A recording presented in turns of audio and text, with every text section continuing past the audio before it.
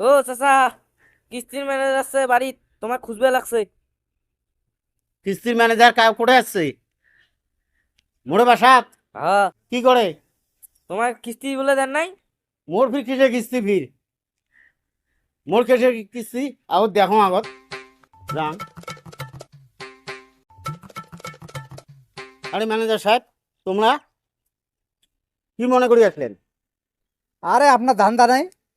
আপনি লোন নিচ্ছেন, কিস্তির কোনো দেওয়ার কোনো খোঁজ খবর নাই। আরে তোমরা এটা কেমন কথা বানাচ্ছেন?